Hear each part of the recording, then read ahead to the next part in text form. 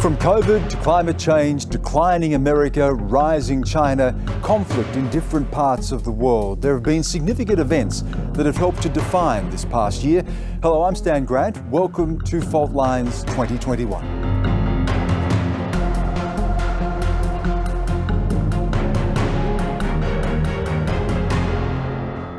Coming up, we're going to link epidemics, extreme weather events and flashpoints in vastly different parts of our globe. And to talk us through this past year, welcome to our guest. We've got Lavina, Senior Lecturer in International Relations at Macquarie University, and Natasha Kassam, Director of Diplomacy at the Lowy Institute. Nice to have both of you with us. What stood out for you in this past year, Lavina? I think that the advent of vaccines, the spread of vaccines in the world, really is just the beginning of geostrategic competition. It came just in time for some, but didn't come at all for others. Indeed. Yeah. And Natasha, for you?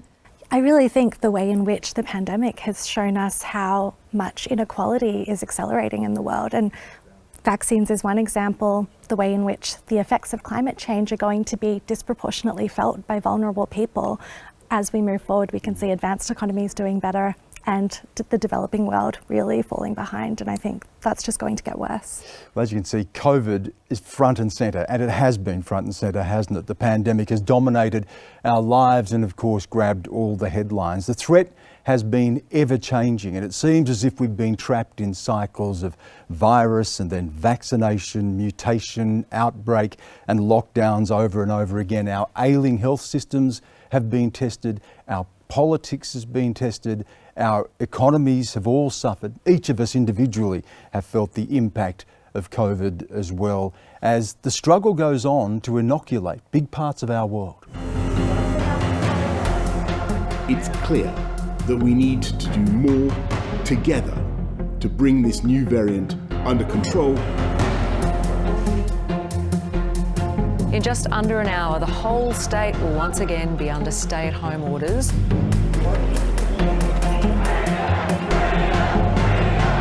More than 16 million Australians are now in COVID lockdown. Professor Dominic Dwyer is a virologist who was part of the World Health Organization team sent to Wuhan in China to investigate the origins of COVID-19 and joins us now. Nice to have you with us. Thank you very much. Are we any closer to knowing just how this pandemic started? Look, I think we are actually. There's been a number of lines of evidence that have either appeared or disappeared in the time that the WHO team was in China. So I'm actually quite pleased that we're starting to head in the right direction with the work that's being done. A long way to go, and it's a slow process, but we're going to get there. Where do you come down? Is it too early to say? I mean, there's so many theories, you say. We talk about a lab leak, came from a wet market, transmitted from animals to humans. What does the weight of evidence tell you? The weight of evidence is pretty clearly moving towards an animal source for this outbreak. All the other viruses like SARS and MERS have all come from bats into animals into humans. Some of the information that's come through in the last 6 months about these viruses in bats, again, further shows that a lot of the bits and pieces of the virus that make it so contagious and difficult for humans are actually present in bats in the wild.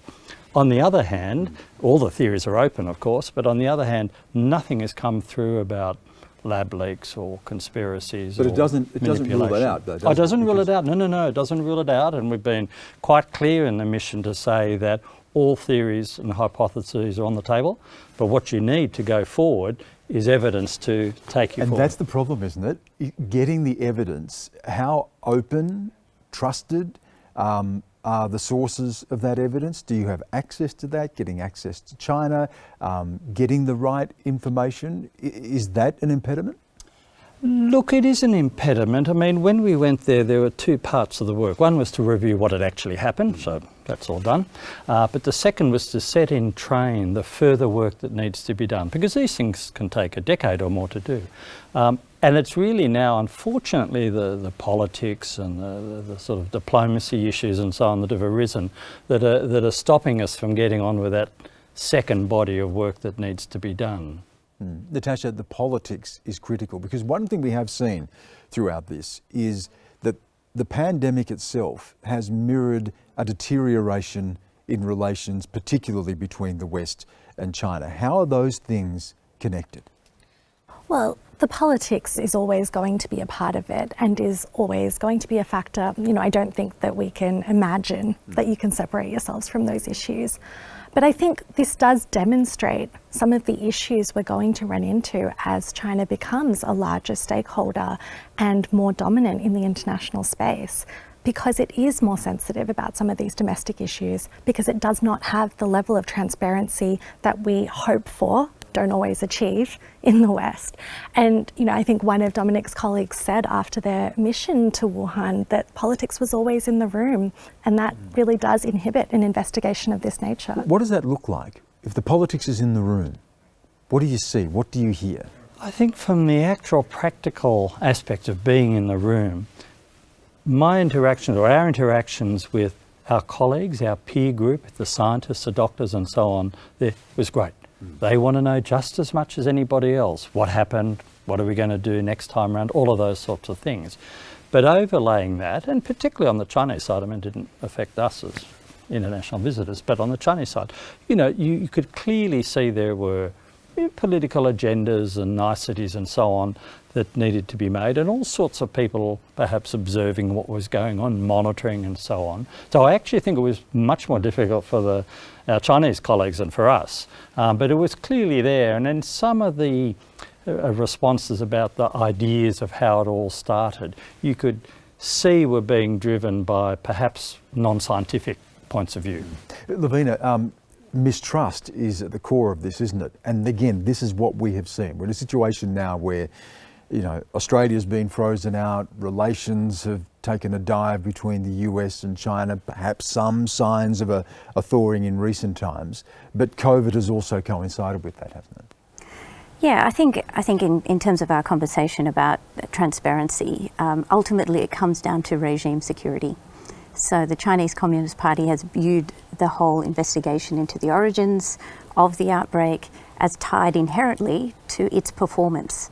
And any criticism of its response to COVID-19 undoubtedly links it to a criticism of how they handle the outbreak. And there's so much sensitivity. That's right. So it's a domestic audience that they're playing to, but they're also projecting an image abroad of being a highly competent, promoting a new form of authoritarian capitalism that they try to package as being actually superior to the way democratic countries are run.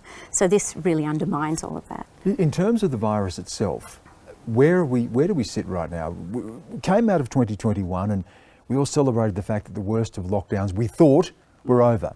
The vaccine was coming. We thought that would be an end to it. And 2022 has been, in some cases, worse. And now there are fears that 2021's been worse. Now there are fears of what's going to happen in 2022. Where are we right now?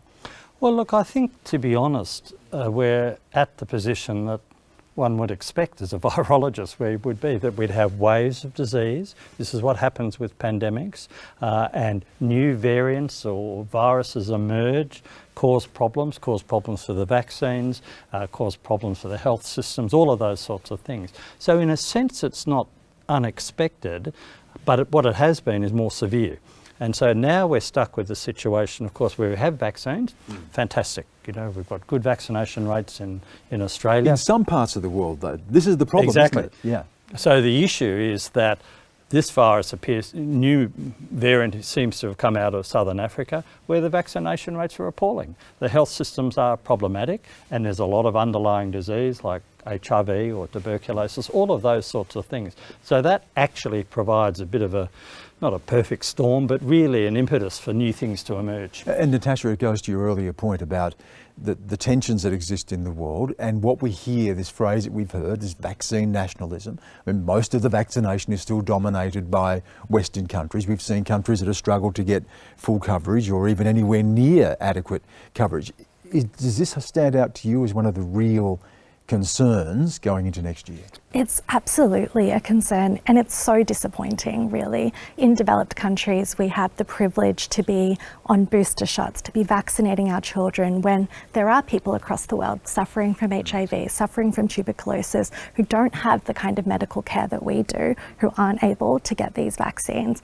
Now, we have seen generosity from the United States, from China, Australia, Japan, in relative terms, in terms of sending vaccines out into the world. But at least in our case, it's been specific to our region. If it's happening over in Africa, we're not seeing it as a problem for us here in Australia. And now we have a new variant. Just a final comment from you. Next year, more lockdowns, do you think, are likely? More restrictions? Are we going to experience again? We're looking at parts of the world that are already looking at imposing restrictions once again as we see another outbreak. What can we expect? Well, I don't know clearly, but I think what we can expect is the vaccination will remain the key, and it'll remain the key not just in Australia, but in other parts of the world, and indeed parts of Australia and populations in Australia that are poorly covered by vaccination. So they will continue to be at risk. I think we will see probably some more waves of activity and new variants emerge, but because we're vaccinated, it'll probably have less impact than what we've seen over the last year or two. It's been good to have you with us. Thank you again. Thank you very much. Well, we're already experiencing some of the extremes of our changing global climate. We've seen wildfires in places like California and Greece, extreme floods in Germany and China, deadly heat waves around the world, precipitation at the summit of Greenland that has fallen as rain and not snow for the first time ever.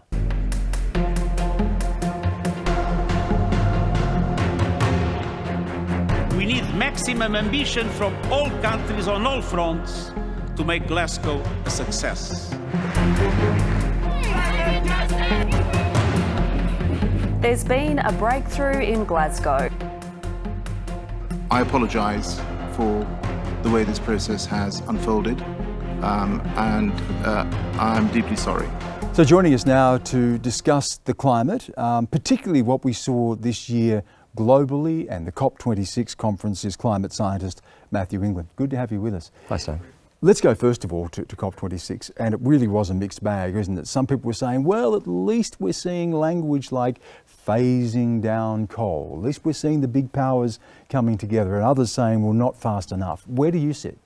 Yeah, I was really happy in the lead up to COP26. We heard commitments to net zero emissions by 2050, and the reason I was happy is that a lot of governments, especially the Australian government, was pushing back on that for a number of years. And so I went in there with a lot of optimism before the meeting. Unfortunately, the commitment to net zero by 2050 wasn't matched with the right plan, I think, in terms of fossil fuel emissions. Is this for Australia, or is for Australia in this, particular? Yeah. But it then leaked across to other countries. We saw India pull out at the last minute, push for phasing down rather than phasing out coal.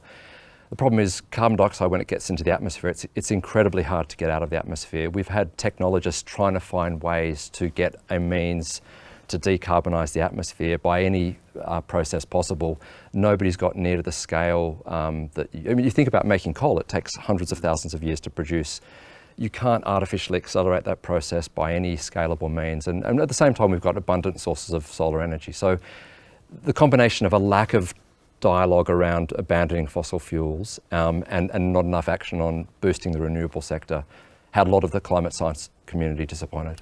And here's the thing, and we look at COP26 and you look at the previous 25, and the percentage of fossil fuels as a percentage of global energy has pretty much stayed the same. You've got China, which is still building more coal-fired power stations than anyone else. And as you said, India and China come together and say, hey, hang on, you've had time to build your economy. We want time to build ours. We're not going to phase out or get rid of coal in the short term.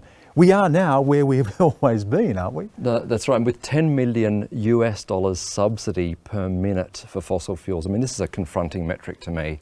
How can you see the world decarbonise away from fossil fuels when that level of subsidy is in place? So That's got to change. I mean, imagine the renewable sector here in Australia with that level of subsidy fraction, prorated to our national GDP.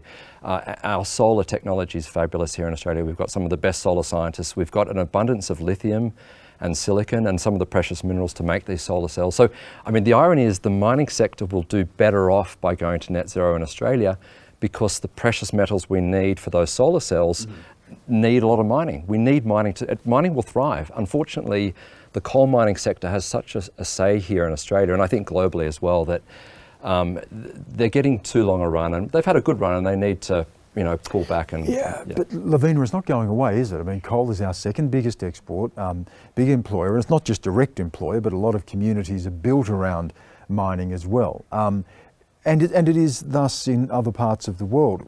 When you look at this and you look at the politics of this and how this plays out and the big power rivalry we're seeing with the US and China, what do you see?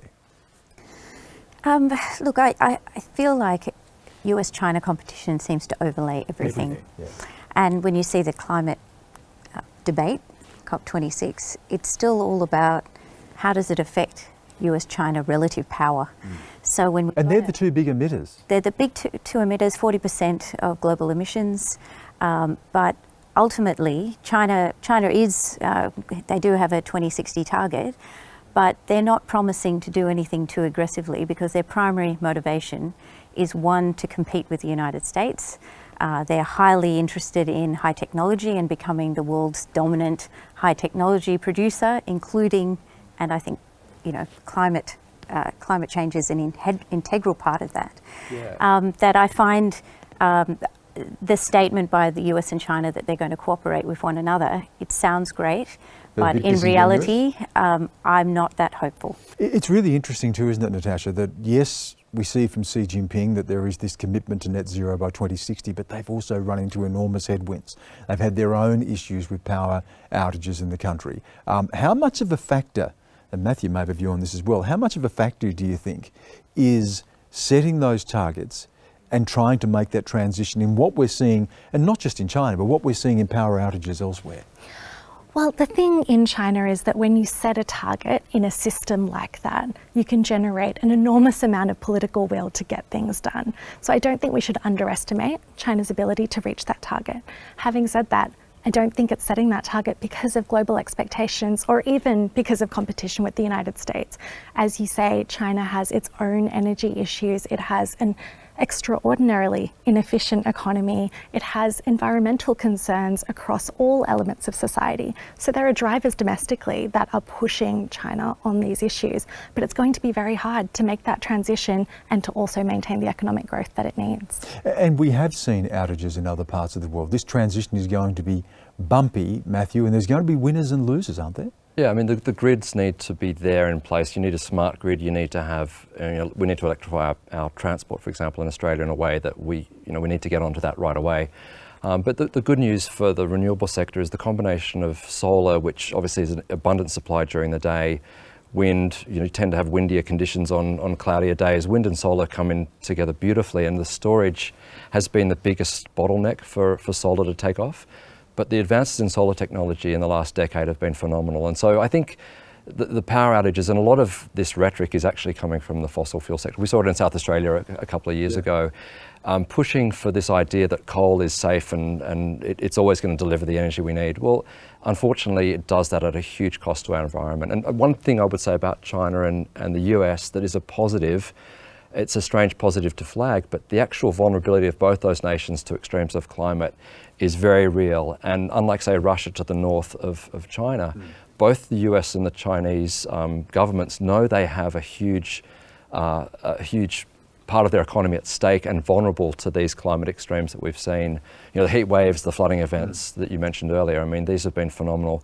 They are so costly, and the cost of those events dwarf the cost of mobilising action on climate change. You talk about the renewables and the opportunity to transition, but we also know that that's not happening quickly enough. We've talked about green hydrogen in Australia, and there's been some excitement around that, but we're not really set up for that yet either. So how much work needs to be done in accelerating that transition if we are going to be able to look at developing alternative sources of energy? No, 100%. It's a really important question. And I think, unfortunately, the political cycle here and even the news cycle is so rapid compared to, the business certainty needed for those sectors to leap ahead. It's not there. In a way, that sector is jumping ahead with one bit of legislation that comes through under one government. They make progress for a couple of years, a new government comes in and pushes back. And so, unfortunately, we need to look at places like Britain where they've got bipartisan agreement. The three parties came together 5 or 6 years ago to say this is over as a politically divisive issue. The three major parties will work together. We will give the economy certainty and give the business sector certainty to act on this issue. And Lavina, politics doesn't play out domestically only. There is international politics, geopolitics at play here too. And it's interesting, we were talking about COVID before. COVID and climate require an international response, a cohesive response. But we live in a world, don't we, of increasing nationalism and big power rivalry, which undercuts that. Yes, unfortunately, I would say that's true. You look at China's Made in China 2025 policy, that is about dominating the high technologies of the future. So I think that's underplaying all of this is that all of these countries, the EU, United States, China, are not only, their imperatives are to compete with one another to be the dominant players in clean technology. It's not to cooperate with one another. And you can see even in the latest COP26, the issues about finance, about technology transfer, about verification. If you do provide finance and technology, how are you to be certain there's no trust there that it's actually being used for the purpose in which it's been given? So all of those things are still unresolved and an impediment. There are people paying a real price for that now, and we saw that particularly from the Pacific, where this isn't something in the future, but this is something that is real and impacting on people's lives. And of course the potential for migration and people losing their livelihoods is already underway, but the potential for that to increase is a real concern as well. In front of thousands of people in Tiananmen Square, he channeled Chairman Mao, declaring China will never be bullied by other countries. Anyone who dares to try will have their heads cracked and bloodied. There were no indications from Mr. Xi's speech that things will get any easier for Australia dealing with this increasingly prickly superpower. Well, the rise of China, of course, is one of the defining events of the 21st century. The Chinese economic juggernaut continues as the Communist Party celebrates its centenary, and we're seeing a more assertive and intimidating China reshaping politics around the globe. Natasha, what lies ahead in 2022? It's a big question, Stan. I think we're going to see many more of these conflicts where China's growing interests are clashing with other countries. And so we're going to see more issues with India, more issues with Japan, more issues with Taiwan, and of course US-China competition. I think it's important to say though that while we have what you could describe as a coalition of the aggrieved, a lot of countries that have issues with China, that are concerned about China, they don't really agree on what to do about it. Yeah. There isn't that much policy alignment between all of these countries. And so what comes next, I think, very much depends on how much we can get together and figure out where we do agree on what next steps should be. And Lavina, it is that clash of interests and values, isn't it? You see organisations like ASEAN who say, well, we'd rather not declare our hand or be less aligned. You look at Africa, of course, where China's increasing its influence. In Europe as well, where a lot of European countries don't want to get all in on what is seen as a new Cold War. What cohesive approach could there be in the world to dealing with something that is potentially an enormous disruption at best? Look, I think I actually see it a little bit differently in that I see that China's more expansionist and aggressive behaviour is actually bringing countries together. So it may not have coalesced into, some obvious alliances per se, but you can see that this year the Quad countries have really accelerated their cooperation with one another and are bringing in countries that are on particular issue areas. So it's not just Japan, India, Australia and the United States, but on particular issue areas they're bringing in the European Union or Canada or particular members of ASEAN who want to take a more forward-leaning approach. So if you look particularly at ASEAN, I think ASEAN's time of standing on the sidelines means that it is in fact being kind of pushed aside, and the members of ASEAN that are more capable, more willing to take risk, more seeing the sense of urgency that if they don't put forward a more deterrent approach to China, that in a few short years we could see a conflict in Taiwan, we could see China advancing in the South China Sea, and it will be too late if you don't do something now. Is the clock ticking on Taiwan, and what is Xi Jinping's thinking around this?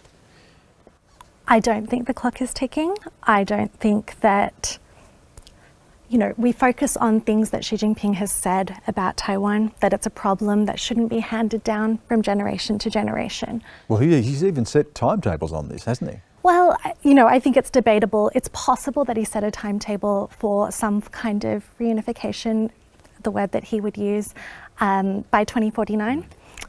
He'll be in his 90s at that point. So my view is that he can live with the status quo. He can live with Taiwan having a little more space in the world, but not declaring independence, and for countries to still nominally say that they'll abide by their one China policies.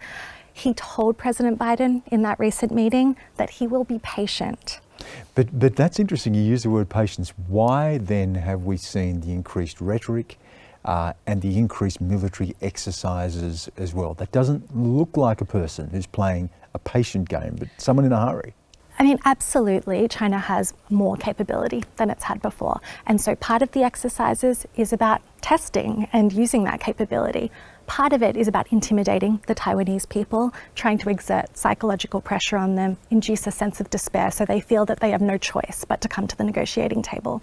It's also an incredibly important signal to the United States and the rest of the world that China still has red lines when it comes to Taiwan, and it wants to remind people of that regularly.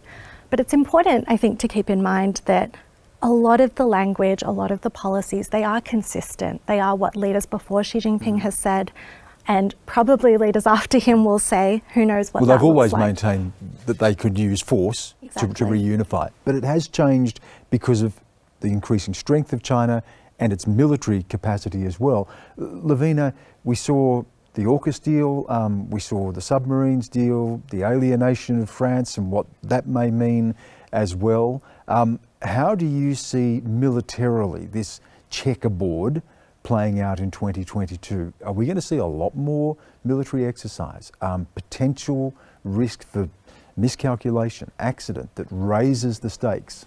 I think your analysis is correct. I do think that, with AUKUS, there's an 18-month consultation period, so we're not going to see something dramatic in that period, AUKUS related. But it's clear that Australia, Japan, the United States, India, we will see more exercises, we'll see more coordination, we'll see more sharing of intelligence, military exercises. And you can expect China to do more as well. Yeah, and I think for me, I think what you said earlier, that the real difference with Taiwan particularly is the military balance has shifted. So whilst China may have made statements about Taiwan in the past, the real difference here is that the United States is also calculating, does it have the ability to withstand the risks and costs of defending Taiwan? So it's a game. It's a game where China's trying to push the United States to effectively recalculate and think, do we really want to expend that much of our blood and treasure on Taiwan? Can we actually win a war in Taiwan? And in turn, it's this coalition that's slowly building here, and I say it's becoming a bit faster the way it's building, is actually trying to send a different signal to China. Don't try to invade Taiwan by force, because you might find that it's harder than you think, and the cost to the Chinese Communist Party could be extremely detrimental. If they don't do it cleanly, this could be actually a big problem for the CCP. I agree. The risk of miscalculation is incredibly high, and all of these countries are coming together to send that deterrent effect. What does this mean for Australia? You've done a lot of work into particularly how Australian Chinese feel in this moment, and often feel intimidated or as if their loyalty is being questioned. Australia has been described as the canary in the coal mine in many respects, and certainly we've experienced, the impact of this big power rivalry. How does Australia navigate this? Where is the room for improvement? What could be done better? It's incredibly challenging, but I think one of the most important things is here in Australia not to buy into the Chinese Communist Party's narrative that they speak for and on behalf of all Chinese people in all countries, including Chinese Australians. One of the reasons that Chinese Australians have had such a kind of challenging time is because they are called upon by the Chinese leadership to represent them on some way, when in most cases they are, trying to live their lives here in Australia where they've chosen to live. It's a really hard path to navigate, but I think what is important is to remember that we live in a multicultural society, we live in a tolerant democratic society. We have to appreciate that some people are going to say we should be doing things differently in terms of our relationship with China. Some people are going to say, we don't think that the security threat narrative about Australia-China relations is the right one, and that's okay. Our democracy can handle that. And of course, we did see the meeting, the remote meeting between Joe Biden and Xi Jinping. It's been a year where there's been a lot of discussion about the role of the United States in the world, what this big power rivalry means for the US's ability to express its power globally. And of course, the year began with an attack on the House of Democracy in the US, the Capitol building. You can call it a riot, an uprising, an insurrection, whatever. It was a wake-up call for a country that's increasingly divided and to some appears almost ungovernable. Breaking news tonight, the deadly siege on Congress as an angry pro-Trump mob storms the U.S. Capitol. We will never give up. We will never concede. They're getting into the Capitol tonight. This is an incredibly dangerous situation that's unfolding here in the United States. They went us down. Orders on sedition, and it must end now. John Barron joins us now, host of Planet America. John, good to have you with us. G'day, Stan. When you look back at, I don't know what word you want to use, some called a coup, a riot, an insurrection, but what happened at Capitol Hill, what did that moment say to you? It was a historically significant event. We had the culmination of a 2-month campaign from a sitting American president to try and overturn the result of an election that he lost by 7 million votes in the popular vote. It was narrow in the Electoral College and narrower still in those crucial swing states. But Donald Trump lost that election not by a little bit, but by quite a lot. And yet he made these baseless claims that because all of the mail-in voting that had been happening because of the pandemic, because of all of that, well, there's huge amounts of voter fraud, we've been ripped off. And he was laying the groundwork for that at the start of the election year, before Joe Biden was even the Democratic nominee. He was making these allegations, planting these seeds, sowing this misinformation. And then after he lost the election, that's when he pushed the metaphorical red button and said, right, we've got this essentially a strategy which was to pressure state election officials in those crucial swing states, most of them Republican loyalists, Donald Trump's party, partisans, political appointees, to not certify the election result in their state because of these unfounded claims of election fraud. And then on the 6th of January, the last possible moment when the Congress was simply going to recognise the certification of the Electoral College result and say, yep, in 2 weeks from today, Joe Biden will put his hand on that Bible and become President of the United States. That is when Donald Trump sent a mob from the White House ellipse where he'd given a speech and said, you got to fight, you got to fight.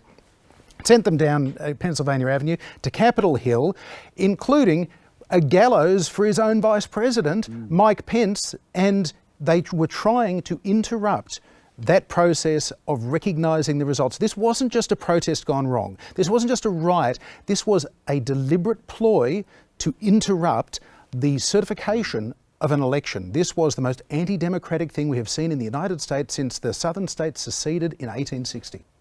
And John, you mentioned those 7 million votes that Trump lost by, but of course he got 70 million votes or thereabouts. That's more than any sitting president had ever received before. What do you put that down to, and what does that say about America, that there was still this persistence of the Trump phenomenon and people willing to buy into that? In many ways, I guess, perhaps an analogy is to say that the tinderbox conditions existed. It had been a long, hot summer of discontent in the United States. We saw the Tea Party for a very protest. long time, yeah. It didn't start with Obama, but it was there during Obama. It didn't start with Bill Clinton, but it was sure there with Bill Clinton. It was there again at Reagan. In some ways, it goes back to the Vietnam War, the civil rights movement of the 1960s, when you look at all of the indicators of, do you trust your government? Politics aside, party aside, do you trust your government? Trust in government was very strong through that post-war period, and then it hit a brick wall at about the time of the election of Richard Nixon. Not necessarily Nixon's fault, but then Watergate didn't help, and they realised that their president was lying to them, and they pretty much understood that every president since then has lied to them. But no president, none of them, Stan, has lied to them about the democratic process itself and said, I have been robbed. The President of the United States said that on election night in November of last year. He kept saying it for 2 months leading up to that riot and that attempt to stop the democratic process.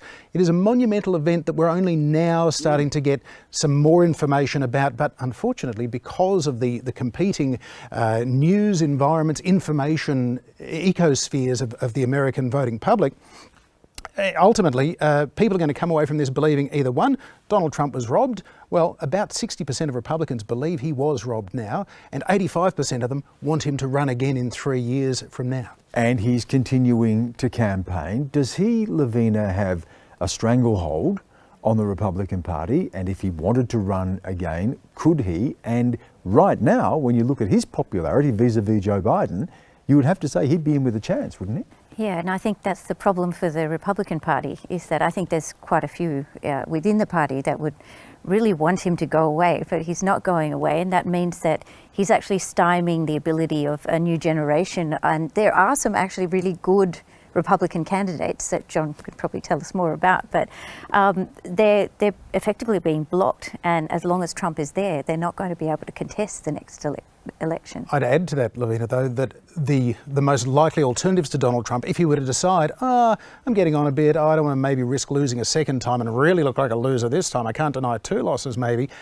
We're seeing a series of Trump 2.0s, Ron DeSantis in Florida, others that are trying, because 85% of Republicans support Donald Trump. So they are going for this populist, nativist, borderline racist, demagogic style of politics, maybe just with some of the rough edges sanded off it just a little bit. So unfortunately, if you are appalled by Donald Trump, which clearly somebody like me who's studied American politics for a long time see him as this fascinating, dangerous anathema, there are more Trumps coming down the pipeline, as well as some very reasonable alternatives, but they may not get a look in. What's your assessment, Natasha, of the Biden presidency thus far? Look, I think the Biden presidency has gotten a lot done, in terms of infrastructure, the big bill, in terms of getting allies and partners back on track with their foreign policy, in terms of getting the pandemic under some level of control in the United States. I think we have to give credit where credit's due on all 3 of those fronts.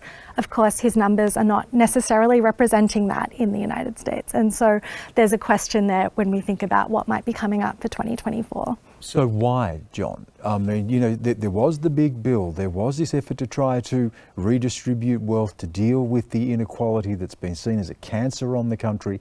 The talk about reviving democracy in the world, and America's back, and don't bet against America. All of those things, and yet his numbers are not good. And we've already seen some blowback and some electoral losses already. What is he doing wrong? Why is this not resonating? What does he have to do, considering he's more than likely to be a one-term president? That is certainly possible. We'll have to wait and see. He's already the oldest person to ever sit behind the Resolute desk in the Oval Office. Time is against Joe Biden, but he has wanted to be president for more than 70 years. He was telling people as a kid he was going to be president one day, and it came very late in life, but he may not let go of it too willingly. But you're right. What we're seeing now, Stan, is to an extent, if not a repeat, it's an echo of the late 1970s malaise under Jimmy Carter. Defeat in the Vietnam War, America suffering through a period of high inflation, high gas prices, discontent generally. At that time, it was all focused around the bicentennial and what are we doing? Where are we up to? We've lost in Vietnam. We saw the helicopters leaving Saigon. Well, this year, of course, it was the transport plane leaving Kabul. Indelible images that say to so many people that something has gone wrong in the United States. What's fascinating, though, is that a lot of people are saying the problem is now, very quickly, Joe Biden, rather than Donald Trump or the rise of China or something Barack Obama did, or maybe George W. Bush for getting us into those wars in the first place in 2001 and 2003. So it is a time of reckoning for the United States, a time of soul searching, and America isn't necessarily very good at self-analysis. They tend to despair, fear their decline, and then have this power to reinvent themselves. And the question, obviously, for the 21st century is there one more reinvention left in the United States, or is this it? That's the question I'll put to you, Lavina, because we already have speculation around what's been called a post-American world. And John touched on Afghanistan. We're going to talk about that in just a moment. But when Biden says, don't bet against America, a lot of countries out there have been prepared to do just that. How's his ability and America's ability, after 20 years of war, terrorism, financial collapse, increasing division, the Trump years, how is its capacity to express that power in the world and for countries to believe in that power in the world? Look, there's obviously a lot of work to be done to reassure allies, to reassert America's presence in this region. I would say under Trump, President Xi was much more afraid of President Trump than he is afraid of President Biden. Because of Trump's unpredictability? Unpredictability, volatility, nationalism.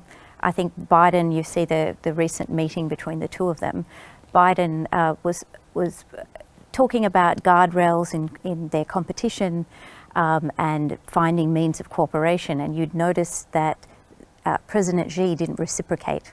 So Biden was putting forward a kind of conciliatory plan for how to improve relations, but it wasn't reciprocated. So I think what the United States has to do in the next year is essentially show the world that yes, we've withdrawn from Afghanistan and it's humiliating, but we're putting that behind and we're realizing where the real competition is, and we are doing what we need to do to. Ergo, Natasha, we see things like AUKUS, we see talk of the Quad, Australia speaking increasingly now about the importance of that American alliance vis-a-vis China. What are the signals that you'll be looking for internationally from the Biden administration in 2022? From my perspective, they're doing so much on the military front, and we're really seeing the security cooperation come together under AUKUS, under the Quad. You know, all of that is going forward. But to come back to Lavina's earlier point, the economic side of the agenda is just not happening, and I don't think it can happen because of the domestic issues in the United States. They can't join the free trade agreements that China is joining. They can't join or even apply to join, you know, the digital economy partnerships. The kinds of things that China is putting its hat in the ring for that other countries want to see happen. They want more trading agreements. Developing countries need their development needs met. The United States is not bringing anything to the table, and I'm not convinced that they can. Just a final quick comment from you on that, John. America's back. Countries say, which America? Is America here to stay? Can America express its power? How do you see that? President Reagan in the 1980s, Stan, talked about America being a shining city on the hill. On January the 6th this year, it became a smouldering ruin on Capitol Hill. It is no longer the beacon of democracy it once was.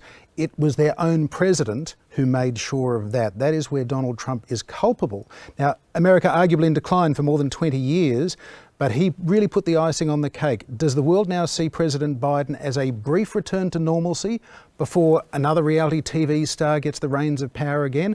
Or in fact, is this actually a return to the post-World War II order or something new again? We'll just have to wait and see. But America has more than one term of Joe Biden to try and make amends. Yeah, John touched on this, and that was that image that reminded so many people of the images we saw with the fall of Saigon, and that was the planes leaving Kabul, leaving Afghanistan. 20 years after America had gone there in the wake of the 9/11 attacks, overthrown the Taliban, 20 years later, America leaves and the Taliban is back. It has raised questions about America's staying power in the world, and again, whether we are entering a post-American world. masses of people scrambling up a gangplank to get on board a plane. It's utterly chaotic. Desperation is growing with each day.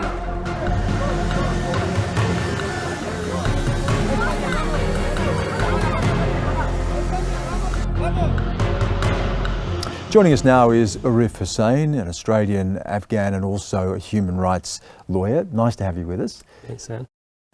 Wanted to get your thoughts on what you saw when you saw those images, and we were talking about it just before and vis-a-vis American power, but the image of the Taliban being back, the flag being raised again, people clamouring to get out. What was 20 years of war about?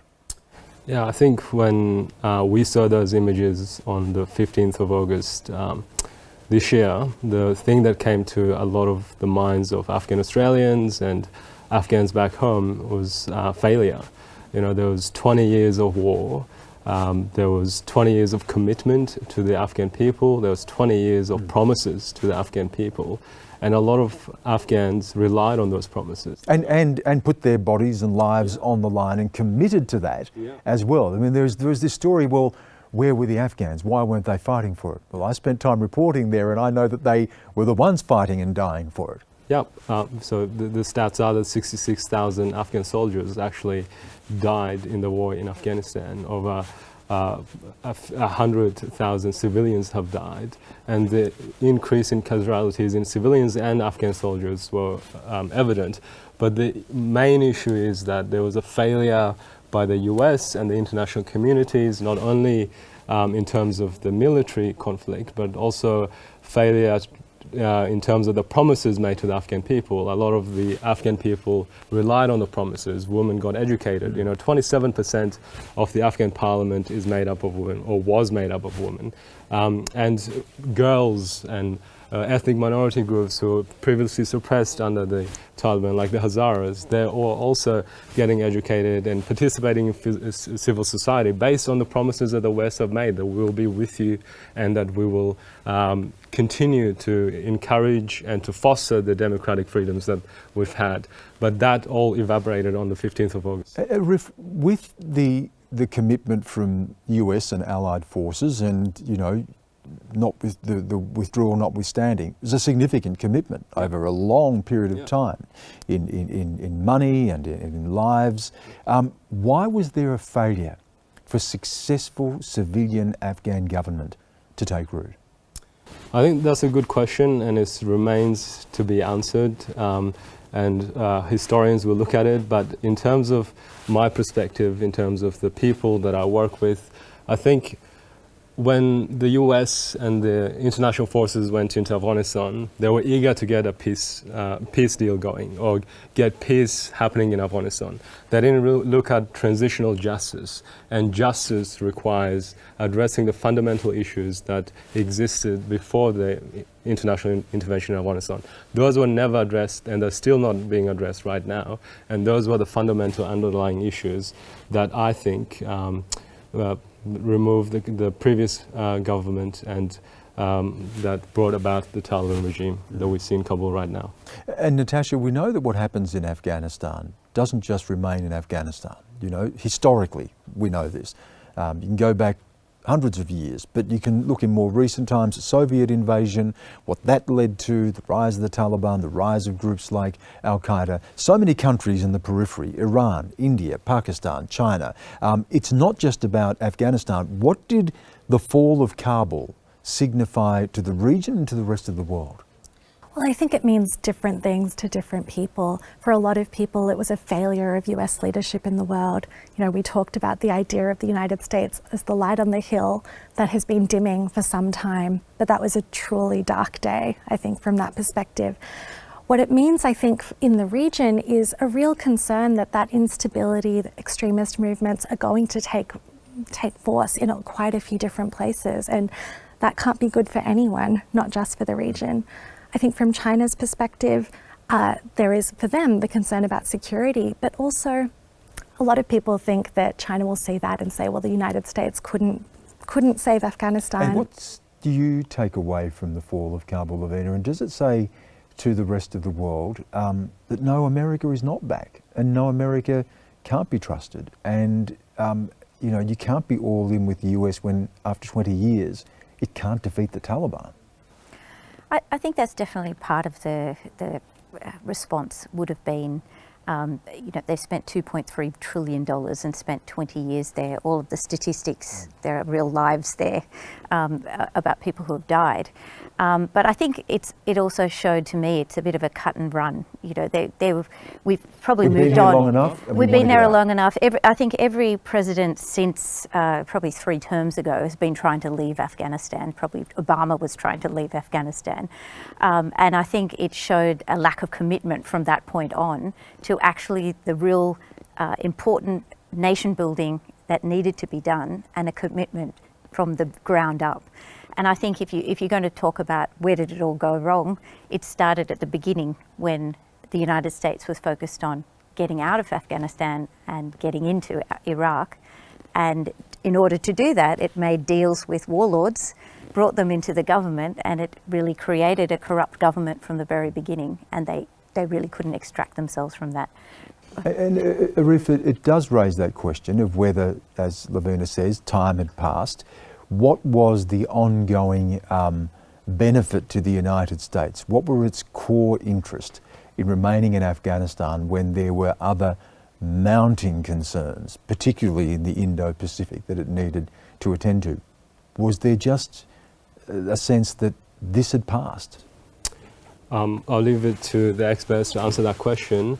But in terms of my perspective as a human rights lawyer, as a person who is working with refugees from Afghanistan right now, I think, you know, there was a lot of reliance on the US remaining there, and currently we're seeing the ramifications of the US pulling out too soon, with flows of refugees out of Afghanistan, with the scene of the airplane, people clinging on the plane in a desperate attempt to leave Afghanistan. So that's where my perspective is, and that's where I think the US has failed.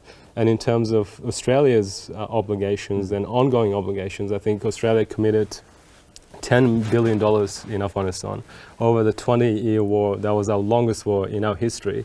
We sent 39,000 troops to Afghanistan. And we also made promises to the Afghan people. As late as April this year, when our Prime Minister announced that we will withdraw our troops from Afghanistan, he said we remain committed to protecting the rights of women and children in Afghanistan, but that hasn't remained. We're yet to see any actions from the Australian government that reflect. Well, we have taken some refugees as part of the global response to that, but you believe that hasn't been enough? It's definitely not enough. It's not enough to address the needs. It is not enough to recognize the relationship we had with the conflict. It does not recognize the contributions that Afghan Australians have made to this country, and it doesn't recognize the fact that Afghan Australian citizens are asking the Australian government, their government, to save their families who remain in Afghanistan. What is your concern that under the Taliban, and we keep hearing this, you know, there is the good Taliban, or Taliban 2.0, or the different Taliban. What is your concern that we see a return to what existed before 9/11, that it becomes a hotbed of insurgency? We know there is this new group, Islamic State Khorasan, believes that Al-Qaeda is still operative in the region, the Taliban itself. What is your concern about the spread of terrorism from Afghanistan now the Taliban is back? I think what I will say is just because Taliban leaders, spokespeople have a Twitter account doesn't mean that they have changed, okay? They're the same Taliban, and we don't have to wait and see to analyze what will happen going forward. We are seeing it right now, that minority groups are being forced off their lands in Afghanistan by the Taliban. That after the US complete withdrawal on the 31st of August, there was 3 attacks on Shiite mosques across Afghanistan, killing over 100 people and injuring hundreds more. So, and right now in Afghanistan, a lot of women are not allowed to go back to work. They're not going back to work.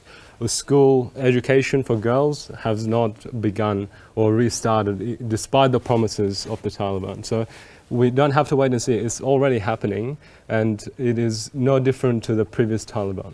In the time that we have left, I just want to turn to some other flashpoints in the world. And Natasha, one of the things that Arif raised there was refugees. Now, of course, we're seeing the flow of refugees from Afghanistan. We're still seeing the impact of refugees leaving war-torn Syria because of the broader conflict throughout the Middle East. Climate change is expected to impact on that as well and drive further movement of people.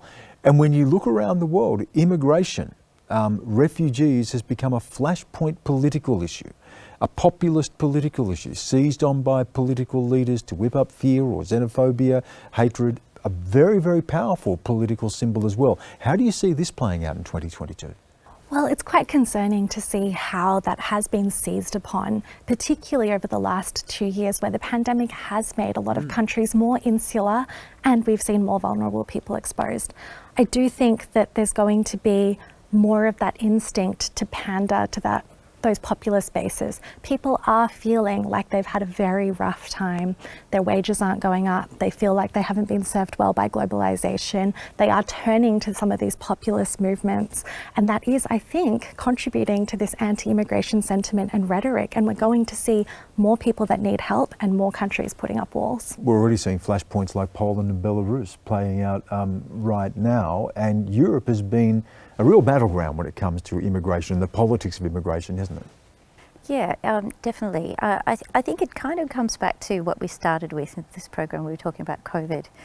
And I think the World Bank recently said that in developed countries, they expected that people in developed countries would return to their per capita pre-COVID income by 2022. But in the developing world, they'd expected only about a third of people to. And when we see the statistics of poverty, the rapid, amazing increases in wealth around the world, that's all been reversed because of COVID-19. Around 130 million people have been thrown back into poverty. So I think that it's really about, goes back to the drivers of why do people need to leave their homes and seek refuge elsewhere. And it's economic reasons, it's instability, it's conflicts like Afghanistan, but pure poverty and inequality and lack of life choices that will lead this. The short time we've got left, I want to just go quickly around and in 30 seconds, if you could tell us what you'd be looking to in 2022, what do you think is going to stand out, Arif? I think for me personally, in terms of looking into Afghanistan, is what the Australian government's reactions are going forward in terms of the continuing humanitarian crisis there, and whether we will step up like Canada has and the UK has and the United States have to respond to the continuing humanitarian crisis there, and in terms of our obligations to the Afghan people. Lavina. I think going back to what you were just saying then, it's really going to become even more obvious, the cleavages between authoritarian governments and democratic governments, and we can see that competition between the US and China. It's really firming up democracies versus autocracies. China is the only friends China has in the world, apart from the ones who want to profit from trading with it, are Iran, Pakistan, North Korea. And North Korea. So that's a really prime example of the authoritarian grouping versus the democratic grouping. And Natasha, what stands out for you 2022? What are you looking for? I'm going to look very close to home. I'm going to look at Pacific and what happens in the Pacific. You know, they're going to be the victims of climate change and the victims of poor climate change policy here at home in Australia. We're seeing in Solomon Islands the issues that are happening where you don't have employment opportunities, where you don't feel that your government represents you, and where you're caught up in great power competition, possibly against your will. I think so many of these global issues are going to come back home. It's been a pleasure to have you all on the program. Natasha, thank you for sticking with us throughout the program. Lavina, Arif, thank you for sharing your time with us as well. And to all of you watching, thank you again. It's been a tumultuous year. Let's hope for a better year in 2022. No doubt there'll still be a lot to talk about. Thank you again for watching Fault Lines 2021.